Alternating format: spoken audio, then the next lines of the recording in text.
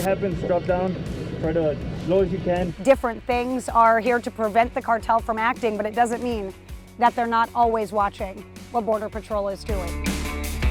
They want to know every detail and what it is that they can do to surpass us. I'm behind you, bro. I did see those two sedans, gray in color, just ahead of us. We don't know who they are, so what we try to do is prevent them from entering the United States, entering our communities, and blending in with our innocent citizens. We are the first national media to come out with Border Patrol to this island. Is there a threat level to us right now? There's always a threat level.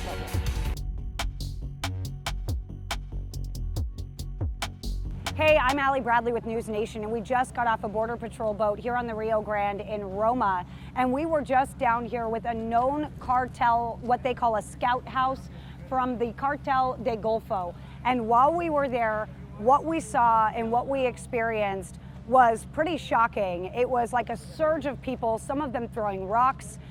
It was a pretty wild adventure. Take a look.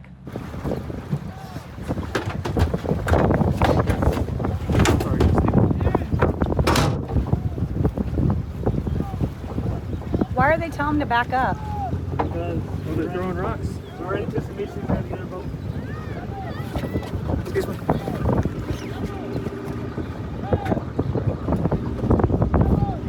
You're sick? Mm-hmm. You're sick? Ma'am, I'm sorry. Here you go.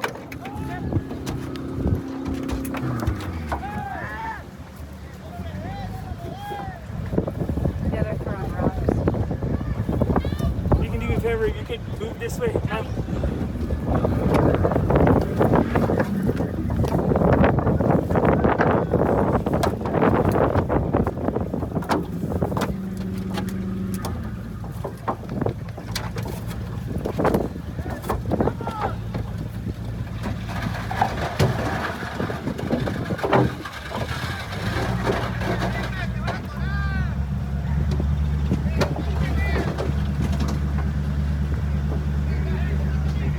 Why are they so mad? We're not even over by them.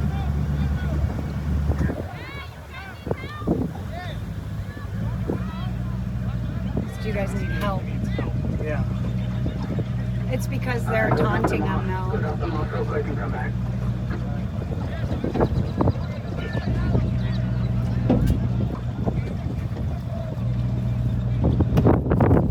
That guy just pulled his pants down. It was interesting. They all ran down like it was, they needed to respond or something. Keep in mind the location that we were at. The house that is on the Mexican side, the cinder block home, does have lettering on there. What is the lettering? CDG, Cartel del Golfo. Everybody knows about the Gulf Cartel. That in itself lets you know the location that we're at, how we have to be a little more vigilant in those areas. The moment the boat swiftly just cruised right by there, it was a clear area, a clear home, and people of all ages came out. I even saw young kids in that areas, males, females. They came out right away to show their presence. Yeah, that was interesting, and that's normal. That's what is that? Very. Is that them saying like strength in numbers, or what It can is be. that? It can be something them trying to do, a scare tactic on us. Okay. Right, something to show their presence, that they're there, and obviously they've come out of that house that has that lettering on it. Now you guys obviously armed up at that point, got your rifles ready. What was a concern there for you to basically draw your rifles out? Our safety first was our manpower on the boat, right? We had film crews with us at the moment. We wanted to make sure that everybody on the boat was safe. We have to keep in mind that this riverine unit, these riverine agents that you see in these tan shirts, they are the first line of defense. And that incident right there proves it. It proves the dangers. It proves what type of people could potentially be trying to make an illegal entry into the U.S. Yes, they were saying, do you need help? But by their gestures, by them coming out in numbers and a show of force, do you really think that they wanted to offer us any type of help? Now, I swear I saw, and I could have been wrong, but I swear I saw some rocks go. Did you see any? It could have been. I didn't observe rocks? any. I didn't observe any. I was trying to make sure to see where people were at and where their hands were at, and if they were reaching for anything on their body. And thank you for prioritizing our safety and making sure that we were out of the way. When it comes to that location, what do you guys see come out of there? Do you see drones? Do you see drugs coming out of there? What is that natural state that of is that what area? we refer to as a scout house. A scout house, somebody keeping eye. That's usually when we do have drone activity in this area. That is usually where a drone will launch out of. Okay. So it's a known location for you It guys is. It's a too. very well-known smuggling location, a very well-known scouting area. And it's an area where there's a lot of people, so it's hard. And then, like, doing recreational things, we saw people. That is correct. There was a mix, but if you did notice, Ali, nobody was even outside of that house when we were, talking, riding along the Rio. But as soon as we approached that area, rush of people came out. We're talking about 10 to 20 people. That was just intense. Came out and quick. Things and hollering happened very quick. Yeah, and that's a testament to, like you said, your training and the Border Patrol's training. Right, and what you guys it's a do. very true testament how we believe in our training. We always revert back to our training, our day one training skills from the U.S. Border Patrol Academy. You got to witness firsthand how quickly agents moved into action, how quickly we communicated over the radio, how quickly firearms were passed. Hey, you keep watch. We all have one another's back, and we're there to safeguard more than anything. Thank you. We appreciate that. When it comes to the safety and security side of it, and something like that happens, do you get nervous, or is that just you go into lockstep into that mode? Yeah, I'm focused. I'm focused on our mission, on safeguarding everyone who is inside, making sure that nothing else is going on to either side of me, and communicating with one another. Someone once told me within the organization, not an agent, but somebody else, once told me that it is not your job to safeguard the nation. What would you say to that person? It is. We took an oath.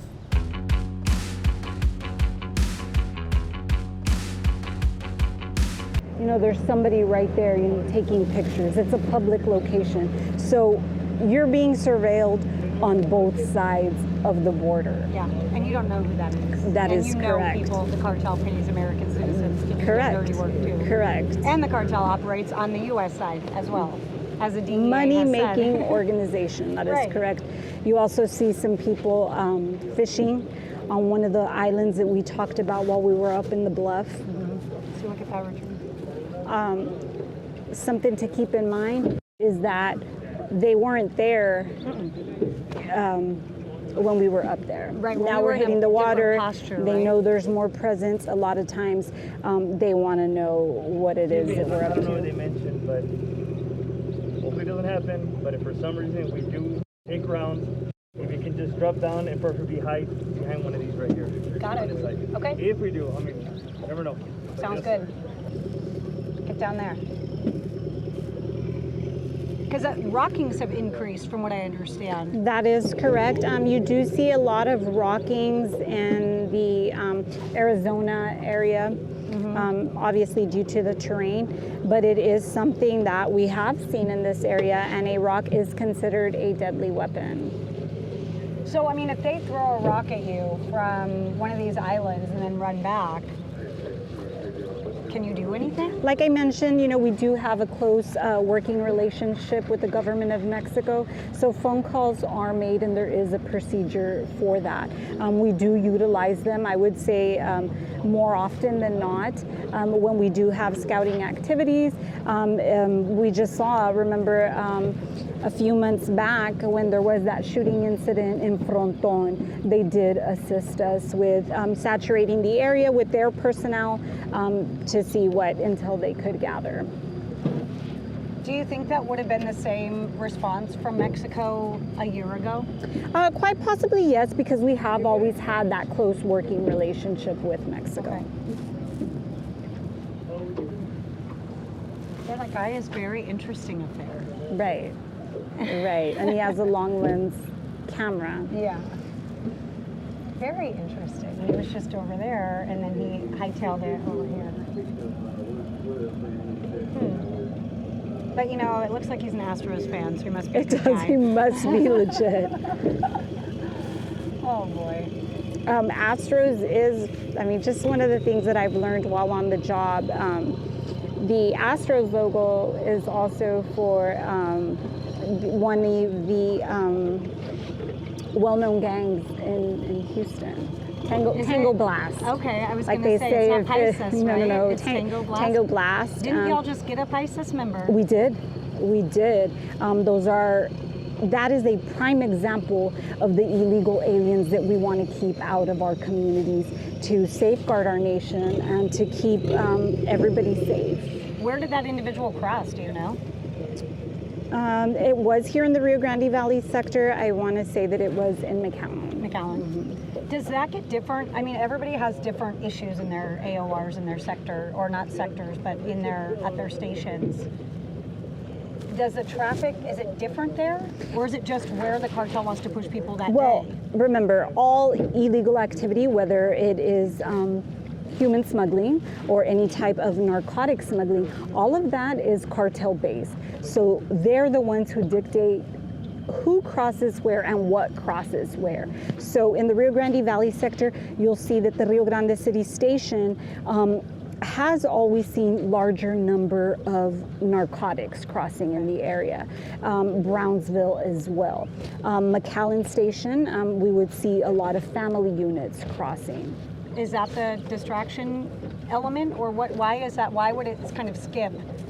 Why would the drugs go on? Because Brownsville and Rio Grande They're on City, opposite ends, right? But keep in mind, those are the exact opposite ends of our area of responsibility. Okay. And that's not to say that narcotics do not cross through the filler stations, because they do. We have seen that. But it's like everything else, it seems to be trends and cycles.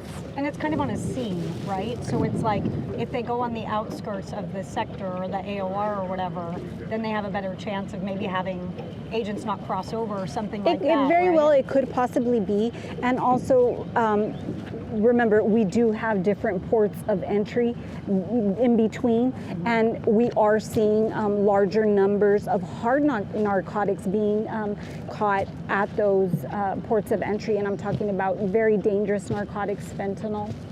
Yeah. Are you getting fentanyl smuggled in between the ports, or is that more marijuana? It is more marijuana, cocaine, those types of gateway narcotics. So why would they move fentanyl at the ports, which has a way higher likelihood of being caught, than moving it I'm through, sure or do you think there's stuff that we're not getting? I mean, could quite possibly be, right? We are at a 95% decrease. So, I mean, there is a small gap, right? It's very small, but it still exists.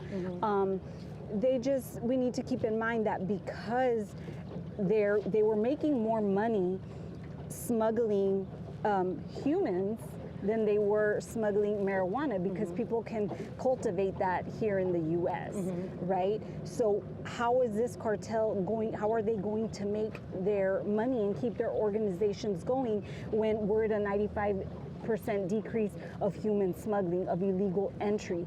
So what they're doing is making their money now by crossing these narcotics, taking the risk at crossing those types of things to make their money. So are you seeing an increase in that stuff? I mean, when you compare it to 6 months ago or whatever, are you Absolutely, seeing? we are seeing an increase Between the ports? between the ports of entry and at the ports as well. Interesting. And it's all drugs. That is correct. Wow. Okay. So they are, we always were wondering how they were going to make that $13 billion a year, right? Because that's what they were making with the bodies. Correct. And now they're switching back to the old way, right? Because that was their old market, was drugs. Absolutely. A lot of turf war is who is going to cross their product through what specific location. And that was the hot commodity. And then they found out they could make money with people. More money. Absolutely, and they were making more money. And then those people were then beholden to basically indentured servants to them and would have to pay them more once they got to their destination. Right, correct. And it wasn't just it wasn't one and done. A simple fee of paying $400 or $500 to cross literally Yeah. from the Mexican riverbank to the U.S. Yeah. Your journey continues, and a lot of illegals think that that's it. They've made it in once they've stepped foot into the United States, when in reality their journey is just beginning. Yeah, they took your picture. They know who your mom is back in Venezuela. They know all these things, and they will hold that over Absolutely, you and make you run absolutely. drugs for them and make you work in the interior or wherever you are. That's Right, what we see. and which is why we do have HSI. Yeah. That's why HSI exists. We deal with the United States Border Patrol deals with the smuggling aspect of it, and HSI and their entities deal with the trafficking portion of it. Now, Christina, I know a lot of in this area in the past. I haven't seen it lately, and maybe you have, and it just hasn't been reported. In the past, this was one of those areas. Roma was seeing a lot of unaccompanied children coming over on rafts. Is that happening still? Are you guys getting unaccompanied children here? No, it is extremely rare Okay. that we see that now, and not just to say in this specific area, but all across the Rio Grande Valley sector. Yeah, it dipped from I think it was some 14% of people or something were unaccompanied, and then it went down to like 0.04 or something crazy. And when the numbers dropped, so did the unaccompanied children. Absolutely, very, very change something different around here, because historically the Rio Grande Valley sector has been #1 for unaccompanied children. Yeah. Now, does it feel more dangerous to you because the cartel's more desperate? Does it feel like, as an agent, that because over the last 4 years you weren't really in the way of the cartel, so to speak, because the processing of the individuals, the court dates came later. It wasn't at your guys' hands. You guys still did your job by apprehending people that came in illegally. So you weren't really in the way of the cartel's business. Now you are. Under this administration, do you feel that it's more dangerous down here now? You know, Ali, there's many risks along the Rio Grande River, but there's always risks within this job. Regardless of the administration, there's always a risk, and that's why we're here, and that's why we do what we do. Do you feel like it's worth it, putting your life on the line every day, having projectiles, having drones that could be bomb wielding, hovering over you? Is it worth it to you? Absolutely. To safeguard our nation and our families, our brothers, our sisters, it is absolutely worth it, and that is what we took an oath for, and we are the United States Border Patrol. Honor first, right? Correct. And there's a lot more of you right now because you're not processing and transporting. Correct. So you're actually able. We're able to be on the front line, boots on the ground. There's excitement behind your job now. It's not like, okay, I'm going to the job, I'm going to go to the processing center and be doing paperwork all day. You're actually out on ATVs, you're actually out on the horses, you're on the boats, you're doing the things you, as you said, signed up for. Right. We are America's front line. You do feel excited, right, to do what you signed up to do. Yeah, yeah.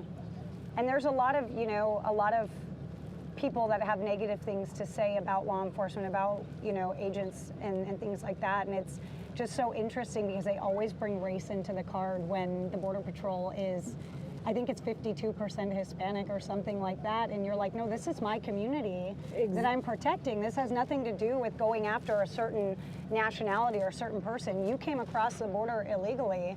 We're here to apprehend you and find out who you are so you can't hurt our family. That is absolutely correct.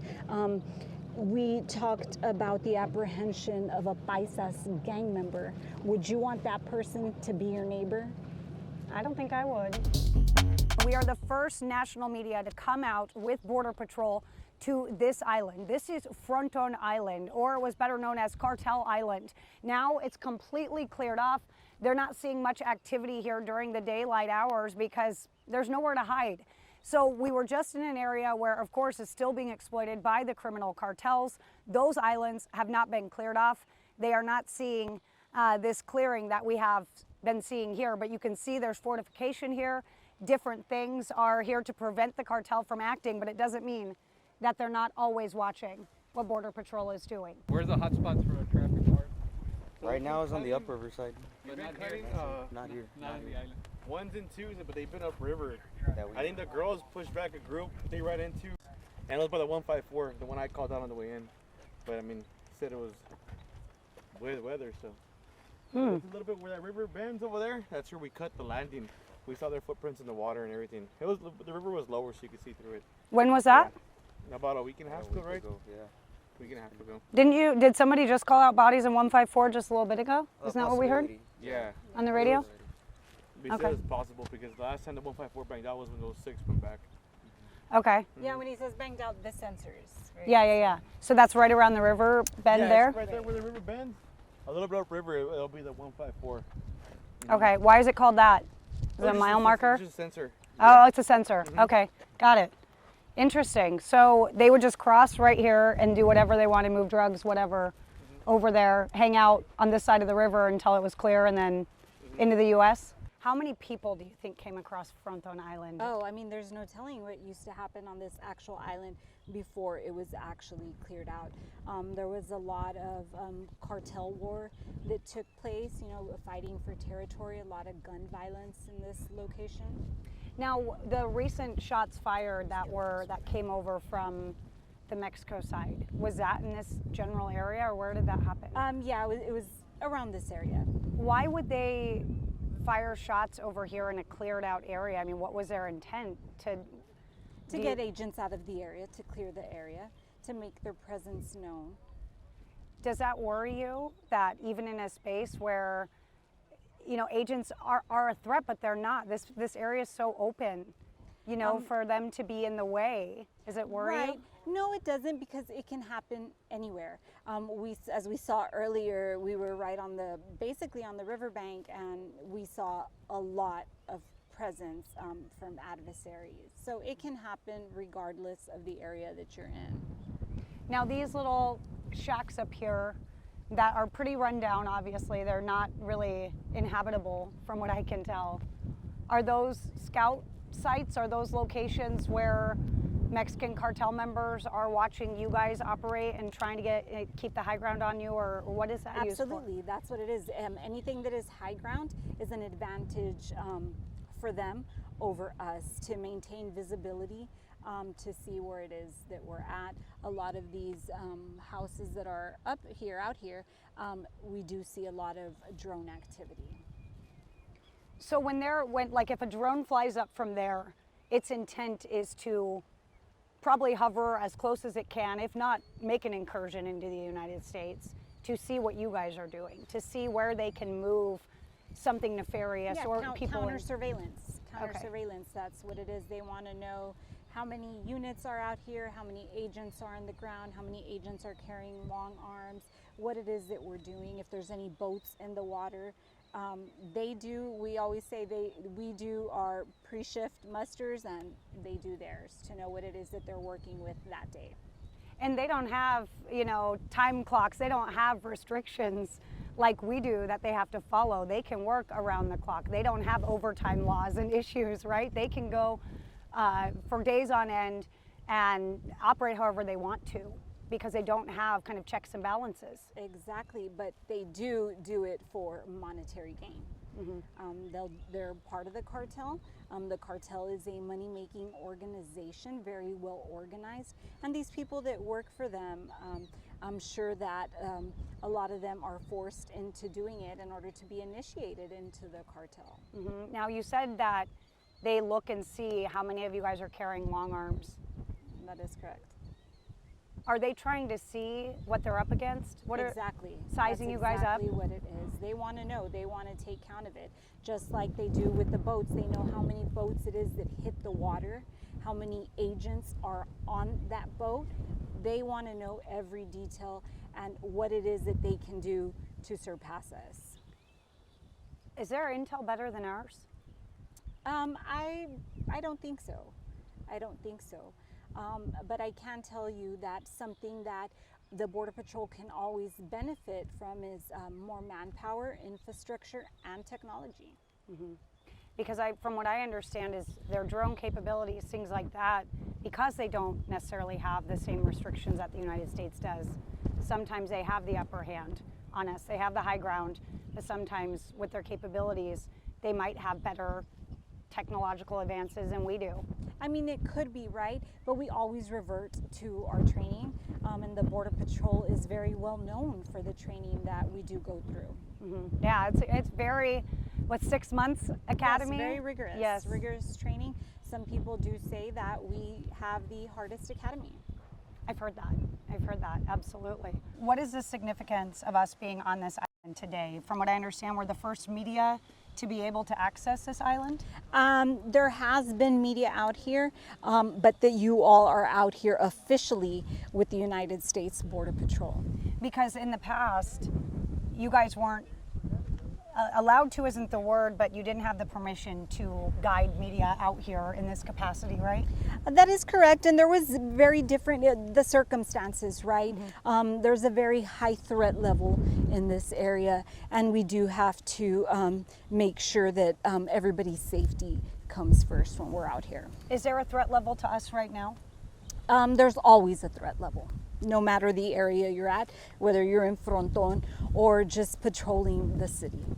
Now the other islands, we talked briefly about it, but the other ones, we saw an island where people were fishing earlier. You said you believe that one should be cleared. There's other islands that have been discovered that are the United States territories. Do you believe all of those islands, if they met the requirements to do so, should be like this, should kind of undergo what Operation Flat Top was to clear this out so there's less places for the cartel to operate? Absolutely, absolutely. That would be of high gain to us as agents to have more visibility, to know what threat level it is that we're up against.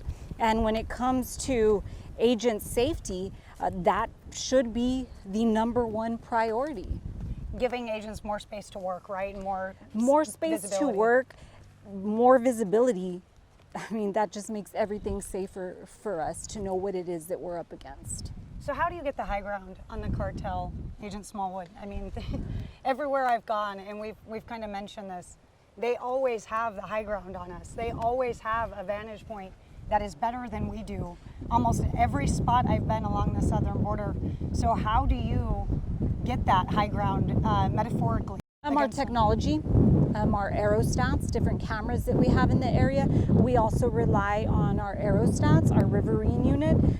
Those are the majority of the technology that we do use to counter surveil. Do they have boats? I haven't seen a lot of We cartel rarely boat see that out activity. here. We rarely see that out here. You do. There has been times where they do use boats, mainly to cross narcotics over something where they can move extremely fast and try not to be detected. More of like a raft or something. Kind of like a little that. You're not fast gonna boat. see. Okay, you're not seeing something like what we have. Oh no, Yeah, you're not seeing I've a never vessel. seen You're that. not seeing a Yeah, vessel. never. Okay, what is your biggest concern now in this area? I mean, it's pretty well cleared. There's not a lot of places for people to hide. Maintaining visibility. Okay. Staying high, we refer to it as high vis, making our presence known in this area, and we do that by numbers, by show of force. Is that a newer posture? Because that is what I've understood to be kind of the newer directive, is to have that high visibility posture. In the last 4 years, it was more, they're going to cross inevitably, wait, and then catch them. Now it's this high visibility posture to prevent anyone from even trying to come over here. Is that Well, that is correct. Keep in mind that we are at a 95% decrease in apprehensions. What does that mean for us as far as advantage goes is that we can have more boots on the ground. There's more agents that don't have to be behind a computer processing. They don't have to be doing intake. They don't have to be waiting for transport. They can actually be out here patrolling, doing the job that they signed up for. What kind of numbers are you guys seeing? You might not know the exact stat, but on average, like what are you guys seeing now compared to when there was a surge or when you had a peak here? What are you seeing? Numbers fluctuate. We're seeing on average around anywhere from 30 to 50 apprehensions. A day? Correct. That's way low. Extremely. It feels like you're joking. Extremely low. Yeah, because the Del Rio sector is seeing 19 to 50. a day. Right, extremely low. It's Keep shocking. in mind that Rio Grande Valley sector used to be the busiest sector. Okay, so obviously it seems really calm right now. Is that the norm down here? Is that what's normal? You said it. You just said it right now. It seems calm, right? We see some recreational people just enjoying the river. That's what it seems like to a regular. I'm sorry. There's some 743 saying it. Oh, okay. Perfect timing. So that's what it seems like to anybody who isn't used to working with the Border Patrol in this specific area. Just right now, we were just minutes shy of 3 to 4 illegals that made entry. We do have boots on the ground trying to locate the vehicle that they entered into. You can see here, it was literally seconds ago that you said that it seemed pretty quiet here, and we can see Government of Mexico officials And then we have right across. an airboat too showing up. So we've That's got correct, and that's reinforcement. that is one of our Border Patrol boats. Now that's different from AMO, right? Or is that the same? No, this is different. Okay. We're all under a DHS CBP, but this is part of the Border Patrol Riverine Unit. Now, are they just doing their normal route, or are they going after someone, or do you know? They're just trying to see, because at the same time that those 3 to 4 illegals made that illegal entry, there was a drone flying in the area, so somebody was scouting. Usually what they do is they try to push people in strategic locations, so that way they know that agents are all reporting to one area, so then they'll try to push, to either side of us, either east or west. Task saturation. Correct. So they go, look over here. This is shiny right here. There's 4 Right, people getting in a right. car. Put your resources there, and then they're sending something more nefarious, Yeah. possibly in a hole where we're not. Very possible, and more than likely that is what it is. They see us here, they know that we're filming, they know we're not going to move this exact area. Boats is here, Mexican officials are just on the other side. Very saturated area at this moment. So does that worry you that we're not where they are? We have enough boots on the ground out here at this moment, so I feel pretty secure. And like always, we always resort to our Border Patrol training. How long have you been an agent, Christina? I've been an agent for 17 years. Thank you for what you do. Appreciate it. Do you enjoy what you do? I love it. Yeah. I love it. I have the best job ever. I get to be out here and I get to represent my country. It's the best job out there. There you go.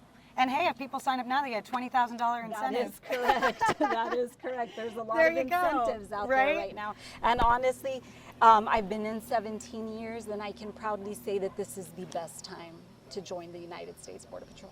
You guys do you feel like you have a lot of support right now? I do, absolutely. Absolutely. Would that be one of the biggest differences, do you think, in just the last 6 months? Is the support factor shifting, or did you feel supported 6 months ago too? I feel supported all over, from all different types of aspects, from VIPs in Congress to citizens of the community. We feel the support at this moment. Good. Like we said earlier, it's so-called recreational activities, Distractions. but keep in mind distractions, and that island that is just right here to the right of us, that island has been known to either stash bodies, illegals, or also stash narcotics. Wait until agents are clear of the area and they'll try to make their product across. And then they say, oh, it was recreational. We were just going over here. Right, but they're actually dumping correct. something Because off. somebody can come out here and say, oh, everything's clear out here. We just have, it's a weekend. People are recreationally utilizing the river. So is this island, who controls this? Is this Texas? Is this feds? Who operates on this? Texas? Yeah, Texas. Okay. Are they going to clear that one off? I guess that's a Texas question. Huh? Right, that there's different factors that come into play, because they also have, the wildlife that's in there, different plants that grow. They take all these factors into account. But it's still being utilized by Absolutely. smugglers and by cartel? Absolutely. Wow. How does that make you feel? That it should be cleared out, that it is something that we do have to keep high visibility in this area. Yeah, because it's not very accessible. Not very Right? accessible, It's- and keep in mind, it's not very far. Yeah, it's not very far at all. So are they coming across here, going there, and then taking a raft over, or what? Like how is Any this? area, How does this any go? area that they feel or that their surveillance thinks that is clear of agents, and not just Border Patrol, but keep in mind we work in very close collaboration with our local, our state, our federal partners, and you'll see them along the highways and along these back roads here. So they know that there's high presence out here. So as soon as they feel that it's a tactical advantage for them, they'll take advantage of that. How much river? How many miles of rivers through the AOR? Is it the whole thing? It's the whole thing. We remember in the Rio Grande Valley sector, we start in Brownsville, all the way up to Falcon Dam. Okay. And then we have northern stations, which is the Falfurrias, which mans the Falfurrias checkpoint. We have the Sarita checkpoint along Highway 77, which is known as the Javier Vega Jr. checkpoint. And we also have our Corpus Christi station, which they also man our intercoastal waters. Wow. Falfurrias, isn't that the busiest checkpoint That is in the the US? busiest station, checkpoint station in the nation. Yeah, and it that's is what I one thought. of the newest checkpoints. Gotcha. Is that Brooks County? That is Brooks Brooks County, County, and Brooks okay. County has the highest illegal alien mortality rate I was just gonna within say. their ranches. And they've had a really interesting kind of change from what the sheriff had told me, that they were seeing a lot more people dying from getting out and trying to walk and stuff like that, but they were seeing a lot more people circumventing the checkpoints That is and doing that lately. That is correct. It's changed a little. Yeah, because they know that there's a consequence, so they're willing to take that risk to avoid being apprehended, and they get deceived, right, for a lack of better terms, thinking that it's a short walk when it isn't. You know, you're talking about the King Ranch, the Cages Ranch. These are huge, vast, and very isolated ranches.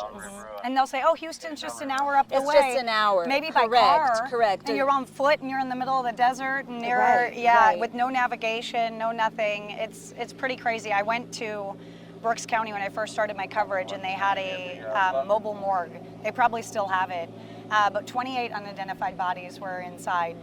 And they were like, this is, we had to create this because we've just had this outrageous amount of deaths in our community, and the counties absorb it all. And that it was is just correct. pretty wild to see that. Very treacherous terrain. I used to work at the Kingsville Border Patrol Station. Okay. So I have worked and walked a lot of that terrain, and I've felt the consequences of that terrain, right? The effects of it myself, and that's because I consider myself to be in fairly good shape. I'm trained for this type of work, and I feel it. So you're talking about somebody who isn't wearing the proper clothing, doesn't have the proper nutrition, isn't hydrated.